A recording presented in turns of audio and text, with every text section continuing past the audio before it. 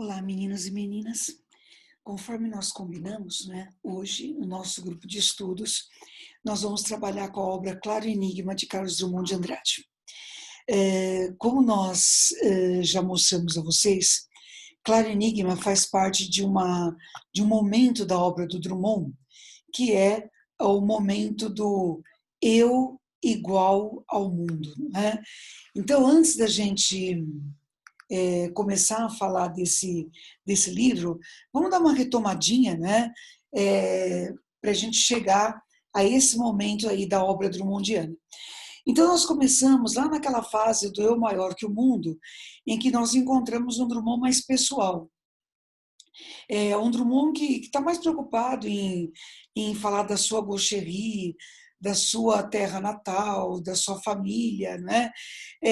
Mas não com a intenção de analisar isso, né?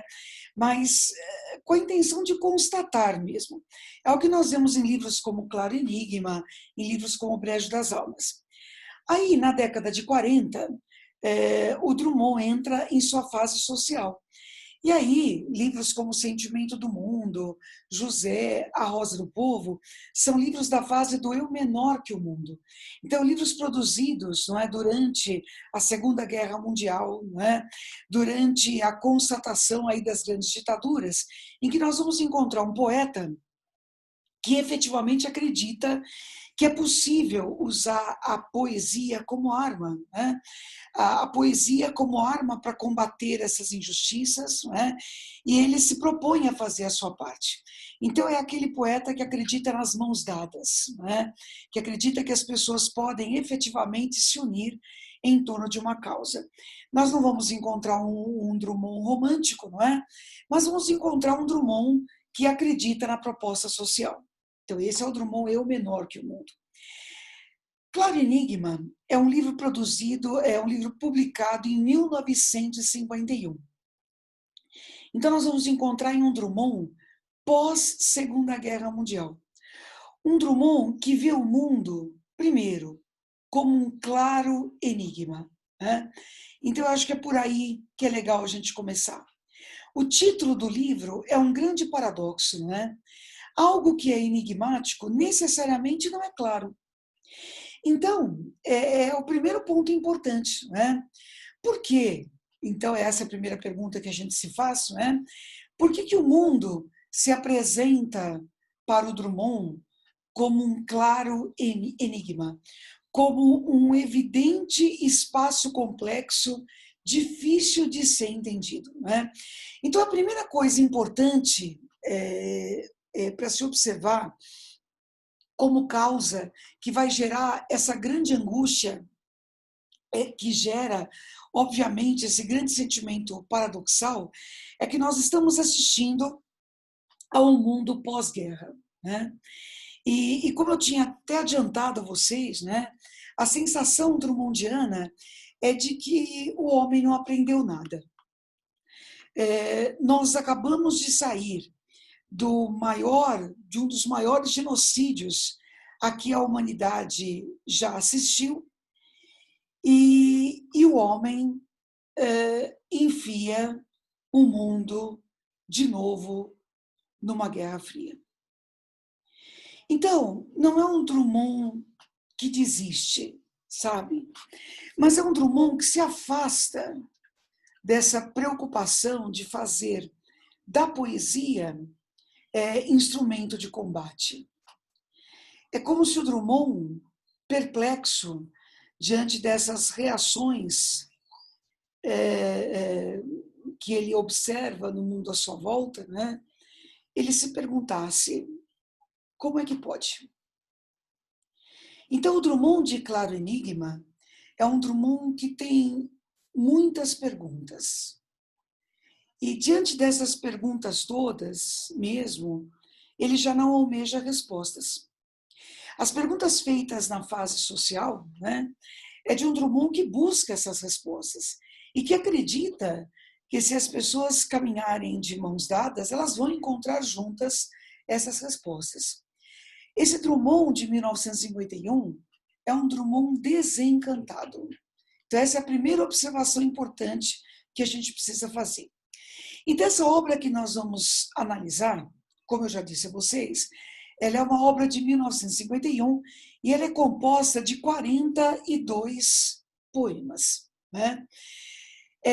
Esses 42 poemas vão presenciar a divisão de um mundo dividido em dois grandes blocos, né? Um bloco capitalista, liderado pelos Estados Unidos, e o bloco socialista, liderado pela União Soviética. Seja um, seja outro, não é? O que o Drummond consegue ver diante disso são dois blocos que carregam em si as suas opressões, né? O esmagamento do ser humano por meio de todas essas ideologias, não é? Por meio de todas essas oposições, né? Mas nenhum dos dois que busque efetivamente em suas grandes intenções, não é? Ou que realmente tenha grandes intenções de gerar o crescimento ou de gerar algo de grande ou de grandioso no ser humano, né? O que existem são interesses de regimes ideologicamente opostos, não é? Mas que, de verdade, nenhum dos dois, né, busca algo que seja grandioso para o ser humano. Então, o que o Drummond, diante disso, vê, né, é só opressão, é só oposição, né? Sabe, remete muito àquilo que nós vimos quando estudamos a segunda fase, em que o Drummond diz que este é um tempo de partido, é um tempo de homens partidos. O Drummond, de Claro Enigma, ele já percebeu que esses partidos todos, não é, buscam muito mais interesses ideológicos próprios, não é, do que algo que seja efetivamente coletivo.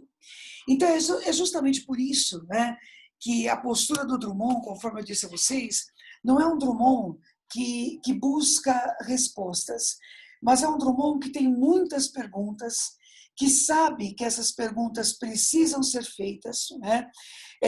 Tem certeza de que, diante dessa realidade que o homem está vivendo, né, o que lhe resta é um desencantamento muito grande, é uma melancolia muito grande, não é? Então, não é um livro otimista, não é? Mas é um livro reflexivo. E é o que eu disse a vocês, sabe? Esse incômodo do Drummond, não é? Nos remete à ideia de que ele estaria toda hora, em todos os poemas, perguntando como isso é possível, certo? Como é possível que o ser humano tenha chegado a isso, né? Como é possível que o ser humano, depois de ter vivido tudo que viveu, né, continue enxergando as coisas dessa maneira. Isso vai se reverberar, inclusive, na maneira do Drummond escrever. A gente sabe que o Drummond, apesar de pertencer à segunda geração modernista, ele escreveu um poema como, por exemplo, No Meio do Caminho, né? Que é um poema icônico, né? É um poema que serviu, inclusive, para que os detratores do modernismo o tivessem utilizado para fazer gozação com o movimento. Então, existem poemas do Drummond, como No Meio do Caminho, como Cota Zero, não é? Que são poemas numa linguagem, numa estrutura, né, completamente modernista. Existe o poema como o poema das Sete Faces, por exemplo, que é um poema inteirinho de montagem cubista. Então, tudo isso nós vimos. Quando Drummond chega a essa fase do eu igual ao mundo, nós vamos encontrar um Drummond que volta a fazer sonetos. Entenda uma coisa, ninguém está dizendo a vocês que os 42 poemas de Claro Enigma são sonetos, mas, não é, surpreendentemente, alguns dos poemas que aparecem em Claro Enigma são sonetos, sabe, com direito a 14 versos, 2 quartetos, 2 tercetos, rimas, métrica, não é? É como se o Drummond revisitasse formas clássicas. Nessas de fazer perguntas, não é, sobre o caminhar da humanidade, sobre as experiências da humanidade, você também vai ter um Drummond que vai, por meio do uso de formas tradicionais, repensar essa modernidade, né? Então, talvez as formas tradicionais não sejam tão ruins assim. Então, um livro como Claro Enigma mistura formas tradicionais, como sonetos clássicos, né, com formas mais modernas, como acontece no poema Máquina do Mundo, por exemplo, que é um poema imenso, né, e com versos mais longos, como acontece, por exemplo, com o poema A Mesa. Então, essa mistura de ritmos, essa mistura de formas, né, também mostra, portanto, não é, um Drummond que está repensando as formas modernistas. Em termos de assuntos, não é, sobre o que o livro, então, Claro Enigma vai falar?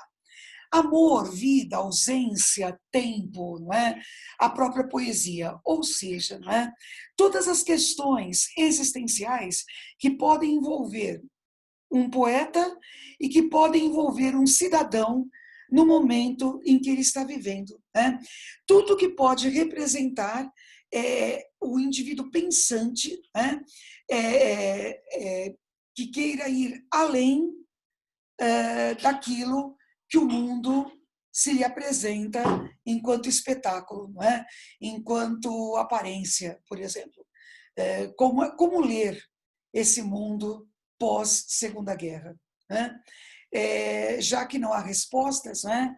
Que perguntas a serem feitas acerca da atividade do poeta, acerca dos sentimentos do indivíduo, acerca do tempo, acerca da própria poesia, né? Enfim, é mesmo um Drummond desencantado, tá? Como essa obra se organiza? Então, como eu disse a vocês, são 42 poemas. E esses poemas se distribuem em 6 partes. A primeira parte se chama Entre o Lobo e o Cão, e essa é a parte mais longa, tem 18 poemas. A segunda parte, Notícias Amorosas, 7 poemas. A terceira, O Menino e os Homens, 4. O Selo de Minas, 5. Lábios Cerrados, 6. E A Máquina do Mundo, 2. Né? A nossa ideia aqui é fazer um passeio, certo? Nós não temos como ler o livro completo a vocês, mas eu também já disse a vocês que não é possível falar de poesia contando a poesia, né? Nós temos que treinar o nosso ouvido com a poesia. É importante que a gente aprenda a ouvir a poesia. Então, eu selecionei pelo menos um poema de cada parte, né? Para que a gente entenda não só a respeito de cada parte, mas a gente consiga entender um pouquinho de como o Drummond manifestou isso pelo próprio Drummond. Né? Essa é a ideia, para que vocês tenham uma ideia do que é esse livro e, a partir daí, vocês consigam ler isso sozinhos. Tá?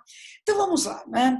Então, a primeira parte do livro é essa que tem o maior número de poemas e, com certeza, é a parte mais importante, né? Entre o Lobo e o Cão.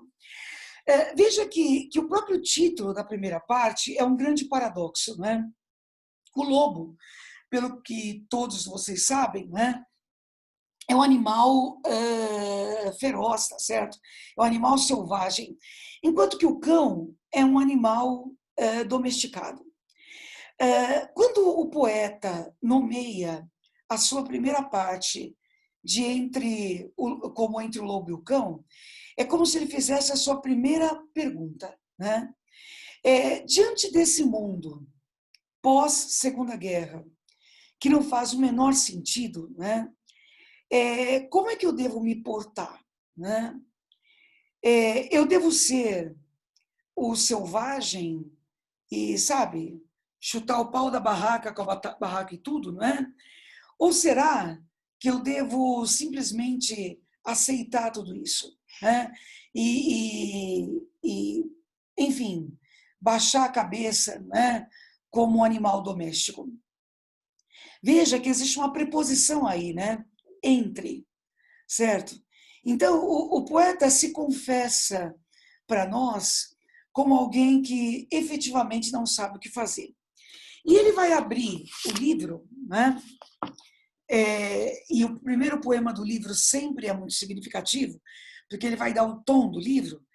Ele abre essa primeira parte e abre o seu livro da seguinte maneira.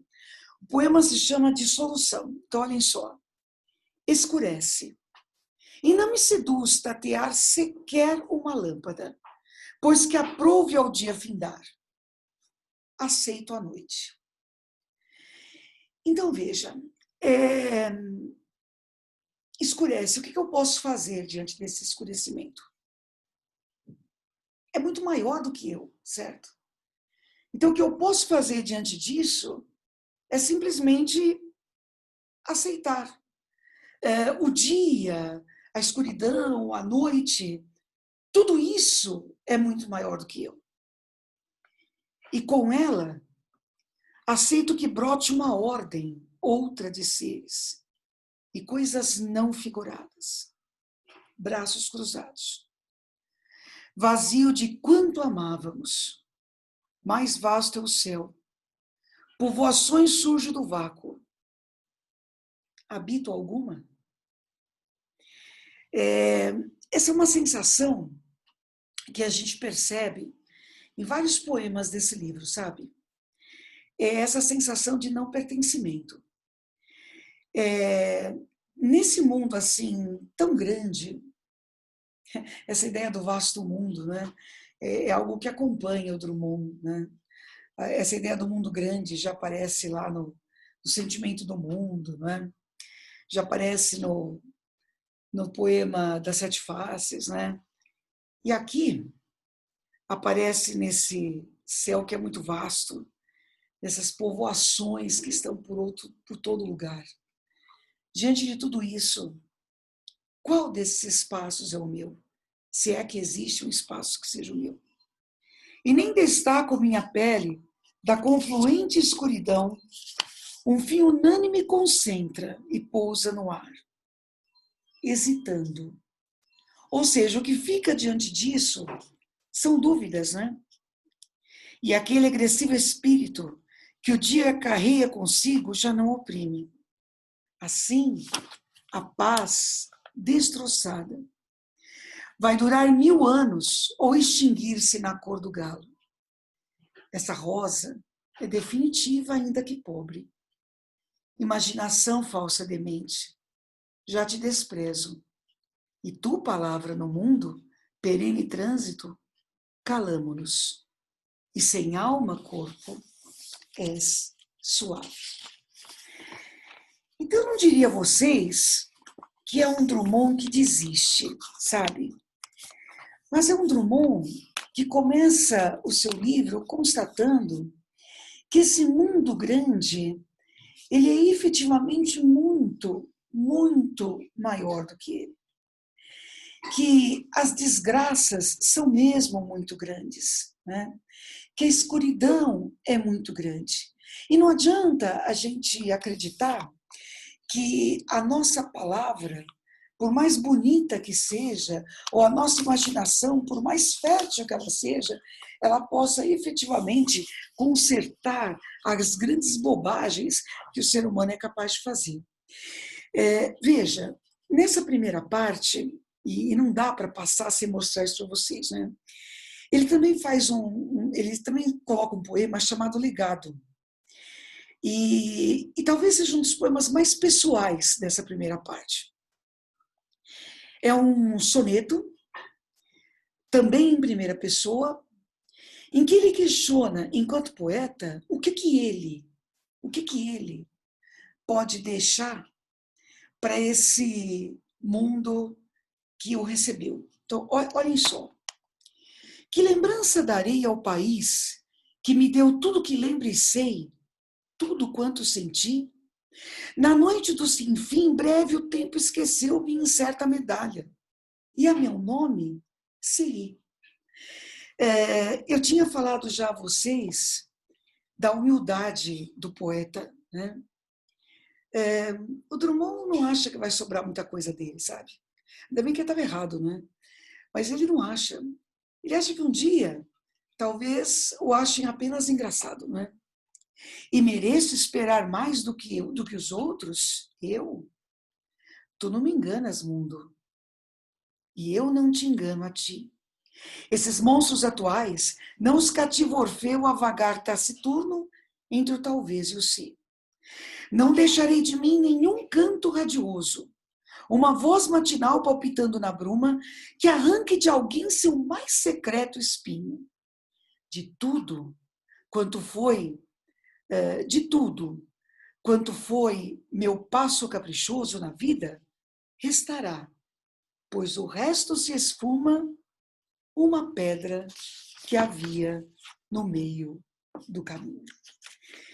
Então, gente, o Drummond, né, acha que no fim das coisas, né, no fim das contas, dele, talvez só fique isso mesmo, né? Porque entre o lobo e o cão, talvez dele só sobre riso, só sobre uma pedra que havia no meio do caminho. Esse Drummond dissolvido no ar, como ele mesmo coloca no começo, esse Drummond que acredita que a imaginação talvez tenha muito menos poder do que antes ele achava, né? É o Drummond que presencia aquilo que o ser humano não aprendeu. Daí, né, essa postura, né, do eu lírico tão desencantado. Bom, a segunda parte, né, chama-se Notícias Amorosas. Né? E aí que tá. A gente sabe que o Drummond tem essa coisa antilírica, né? Que o Drummond não tem nada de derramado, não é? Nada de meloso. Então, é estranho que num livro como esse haja uma parte cujo título é Notícias Amorosas. Deixa de ser estranho quando a gente lê os poemas. Né?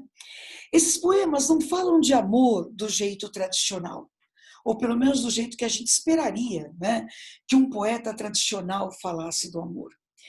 Esse Drummond fala do amor que é necessário, que é fundamental. Nisso o Drummond nunca desacreditou, ele realmente acha que o amor é fundamental. Mas isso não significa que ele seja alcançável. Isso não significa que seja assim tão fácil atingi-lo, né? Seja na vida, seja na poesia. Então, deixe eu mostrar um dos textos para vocês entenderem o que eu estou dizendo a vocês. Amar. Que pode uma criatura, senão entre criaturas, amar? Amar e esquecer, amar e mal amar, amar, desamar, amar, sempre, e até de olhos vidrados, amar. É isso que dá para fazer. Não significa que seja possível fazer, mas é isso que dá para fazer. Que pode, pergunto, o ser amoroso sozinho, em rotação universal, senão rodar também e amar? Amar o que o mar traz à praia, o que ele sepulta e o que na brisa marinha é sal ou precisão de amor ou simples ânsia. Amar solenemente as palmas no deserto, o que é entrega ou adoração expectante, e amar o inóspito, o áspero, um vaso sem flor, um chão de ferro e um peito inerte, e a rua vista em sonho e uma ave de rapina. Reparem que é uma abordagem não tradicional do amor. Gente, amar o belo é fácil. Amar aquilo que se dá para amar também é fácil. Amar o que foi feito para amar também é fácil. Quando se fala do amor necessário em Drummond, é amar o vaso sem flor. É amar o peito inerte. É amar a ave selvagem. Ou seja, é amar até aquilo que não foi feito para ser amado. É amar tudo aquilo que é feito pelo homem que não foi feito por ele. É amar tudo aquilo que, de um jeito ou de outro, faz parte da nossa vida e compõe, de alguma maneira, a nossa existência. Esse Drummond, pessoal, não é um Drummond viajante, é um Drummond lúcido, que reconhece, né, que as notícias amorosas, elas vêm de todo lado. E que se entender, ou buscar se entender, né, significa principalmente buscar entender tudo que é bonito e que é feio, fora e dentro da gente. Isso não significa que seja fácil fazer isso. É apenas necessário. Isso não significa que é alcançável. É necessário, a gente tenta, só isso. O nosso destino. Amar sem conta, distribuído pelas coisas pérfidas ou nulas. Doação ilimitada a uma completa ingratidão. E na concha vazia do amor, a procura medrosa, paciente, de mais e mais amor. Amar a nossa falta mesma de amor. E na secura nossa, amar a água implícita e o beijo tácito e a sede infinita. Veja, amar a sede infinita. Que seria a mesma coisa que dizer que é amar o sofrimento. Né? Quem de nós é capaz de amar o sofrimento? Pouquíssimos. Pouquíssimos. Né? Isso não é uma questão de masoquismo, não, viu, gente? É simplesmente a questão da gente ser capaz de amar as experiências que nos compõem enquanto história do mundo e enquanto história individual. Né? Bom, por falar em história individual, entram os poemas da parte O Menino e o Homem. Né? Esse é o momento em que o Drummond se dá, não só nessa parte, nessa e na próxima, né? O Drummond se dá a oportunidade de ser pessoal. Ele interrompe as suas reflexões que envolvem a ele e ao mundo para envolver os seus escolhidos. Né? O Menino e o Homem são poemas feitos em homenagem a, né? Em homenagem a quem? Aos amigos, aos queridos amigos, Quintana, Manuel Bandeira, né? Mário de Andrade. E aí, eu separei um deles para vocês verem, né, como é que ele faz isso. E este, né, o chamado, é um poema que ele faz em homenagem a Manuel Bandeira. Na rua escura, o velho poeta, lume de minha mocidade, já não criava simples criatura exposta aos ventos da cidade. Ao vê-lo, curvo e desgarrado, na caótica noite urbana, o que senti, não alegria, era talvez carência humana. E pergunto ao poeta, pergunto-lhe, numa esperança que não digo, para onde vai? A que Angra serena? A que Pazárgada? A que abrigo? Veja que quando ele diz a que Pazárgada, a que abrigo, é aí que nós reconhecemos que ele se refere a Manuel Bandeira. Certo, ele não diz o nome do poeta, né? Mas é muito conhecido o poema Vou-me embora para Pazárgada, do nosso querido Manuel Bandeira. A palavra oscila no espaço, um momento, eis que sibilino, entre as aparências sem rumo, responde o poeta, ao meu destino. E foi-se para onde a intuição, o amor, o risco desejado chamavam, sem que ninguém pressentisse em torno o chamado.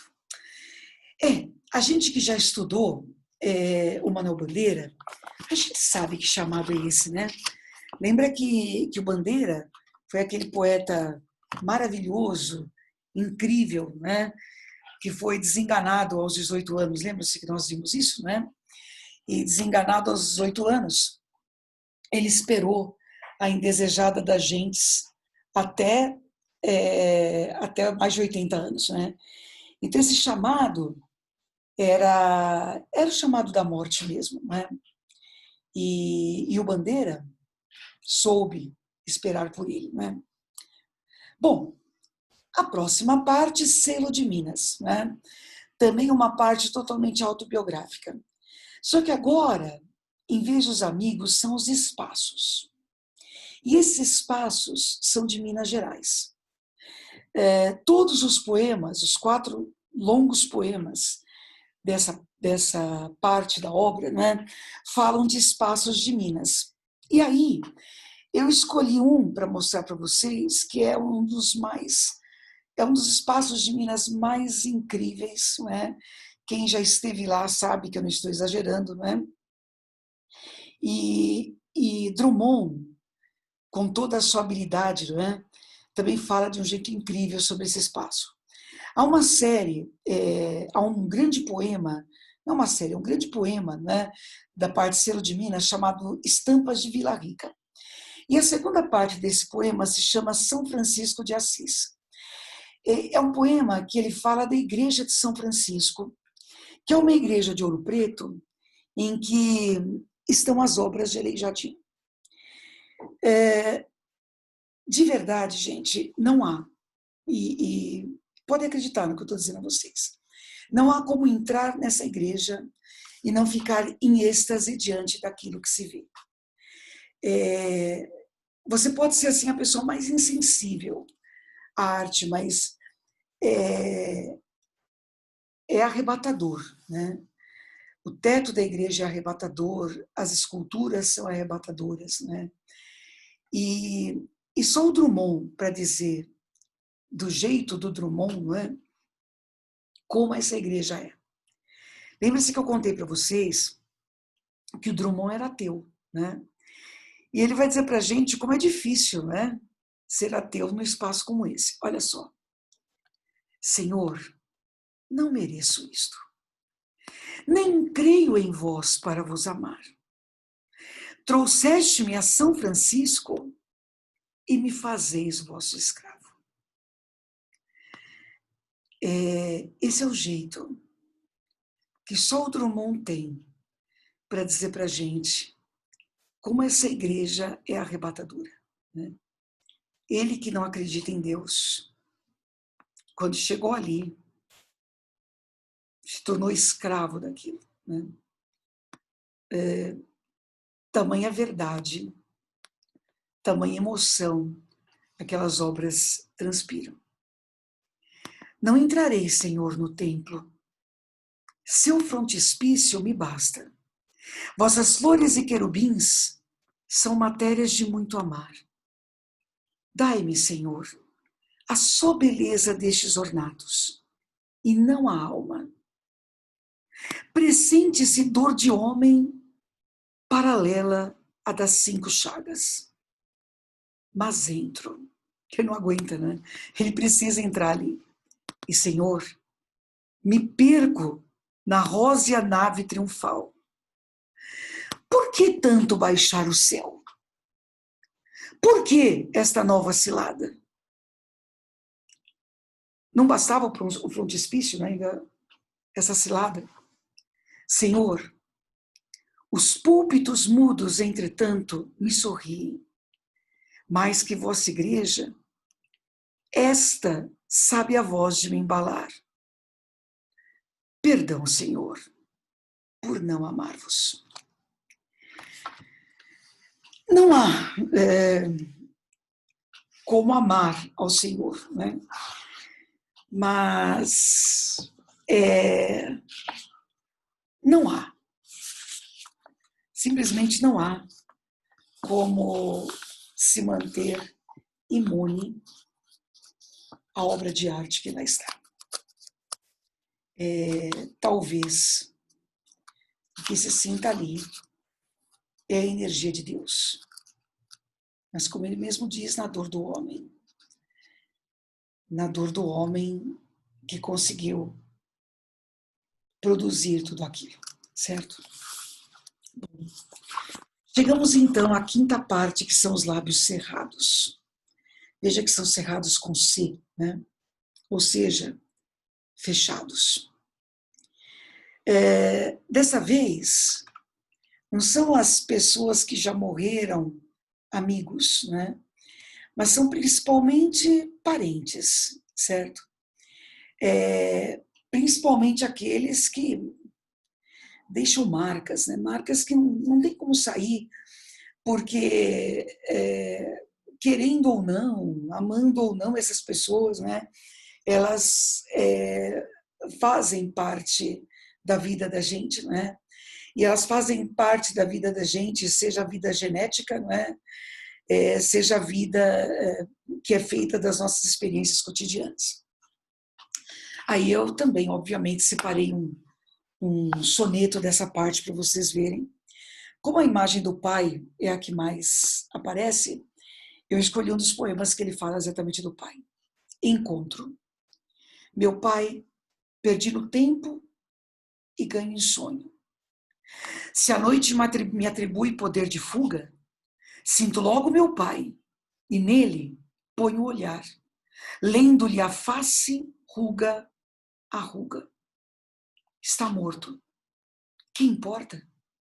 Inda madruga e seu rosto, nem triste nem risonho, é o rosto antigo, o mesmo, e não enxuga suor algum na calma de meu sonho. Ó, meu pai arquiteto e fazendeiro, faz casas de silêncio, e suas roças de cinza estão maduras, orvalhadas por um rio que corre o tempo inteiro e corre além do tempo, enquanto as nossas murcham num sopro fontes represadas. As imagens do pai no Drummond, né, elas são sempre imagens assim muito dolorosas, né? A gente percebe que não é marcado de leveza, né? Quando nós falamos da biografia do Drummond, a gente mostrou para vocês por quê. Mas elas estão lá, né? Dolorosas ou não, elas sempre estão lá. Bom, e aí terminamos o livro, não é? Terminamos o nosso passeio com A Máquina do Mundo, não é? Em que aparecem dois poemas. E o poema mais importante é esse, é A Máquina do Mundo.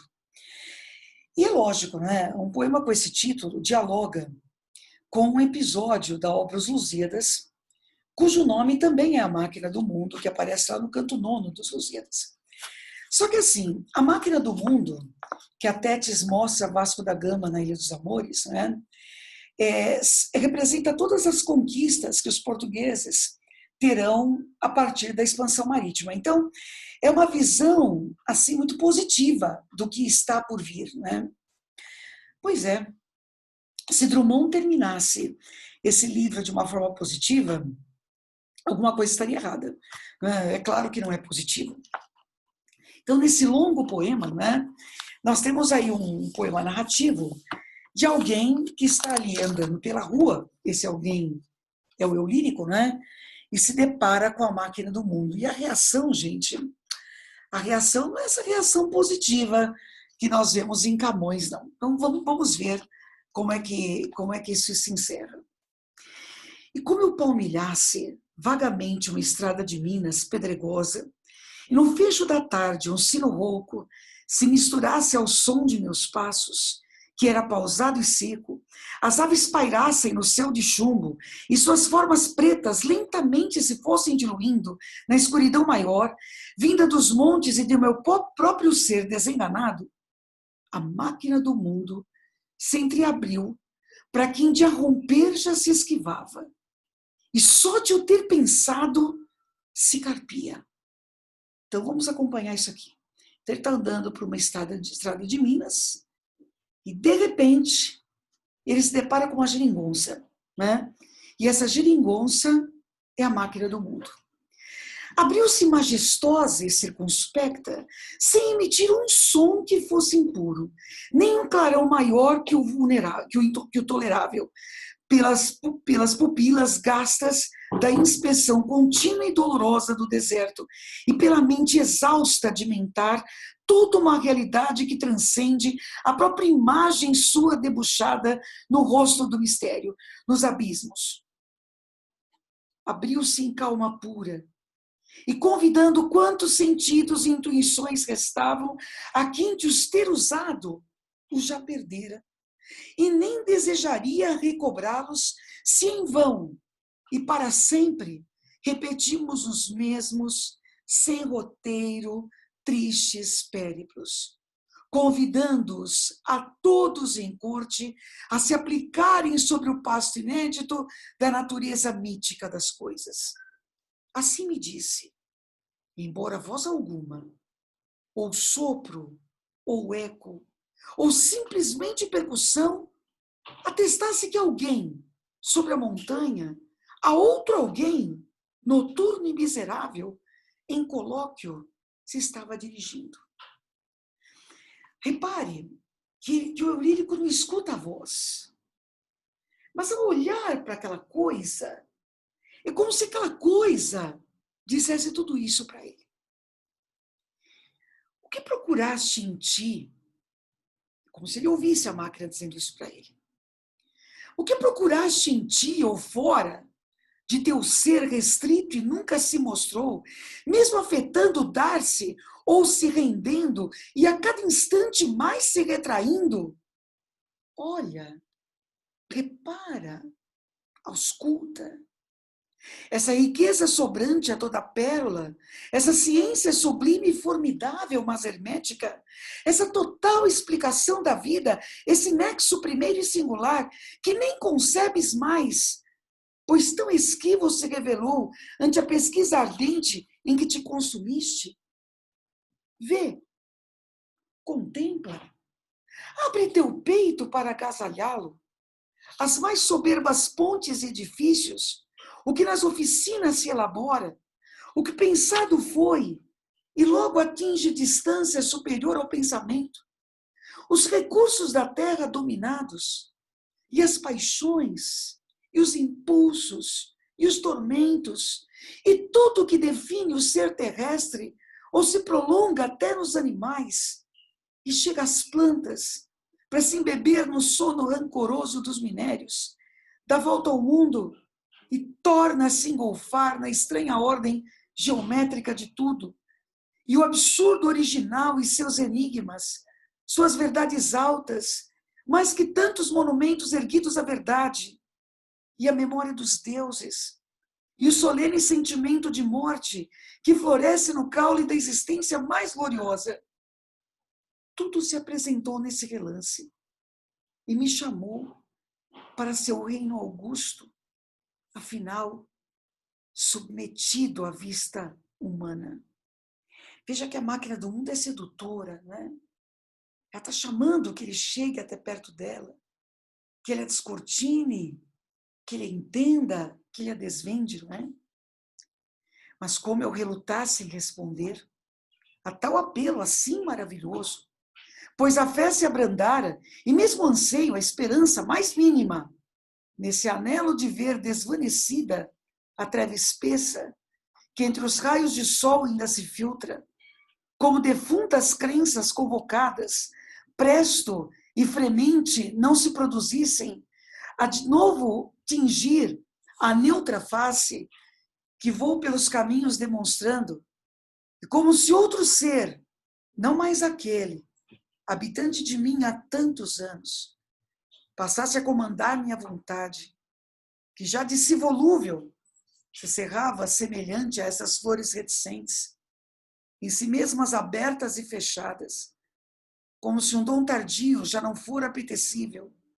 Antes, despiciendo, baixei os olhos, incurioso, laço, desdenhando colher a coisa oferta, que se abria gratuita a meu engenho. A treva mais estrita já pousara sobre a estrada de Minas pedregosa. E a máquina do mundo, repelida, se foi miudamente recompondo, enquanto eu, avaliando o que perdera, seguia vagaroso, de mãos pisas. O livro se encerra com o Eulírico assistindo a máquina do mundo que se oferece a ele, com uma promessa de 1000 venturas, 1000 realizações, mas ele simplesmente repele, dá as costas e vai embora.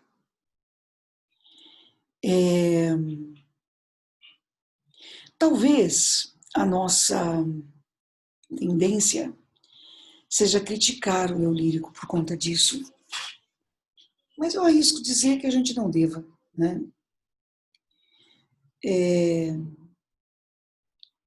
Esse Drummond, neste momento, né, está desencantado e se coloca, como eu disse a vocês no início, no direito de dizer para a gente que ele está desencantado. Começa o livro com dissolução, apresentando esse desencanto, e termina com a máquina do mundo, ratificando esse desencanto. É isso, meninos, né? Curtam a leitura do poeta, né? A gente só fez um passeio, só deu um passeio, né? Por esse livro incrível, né? Que tem como proposta gerar a nossa reflexão sobre não só esse momento da história, né? Mas sobre as reações humanas a momentos difíceis, como esse, pelo qual ele estava passando, e também, por que não, como este, pelo qual nós estamos passando também, tá? Então é isso, meninos, um grande beijo para vocês.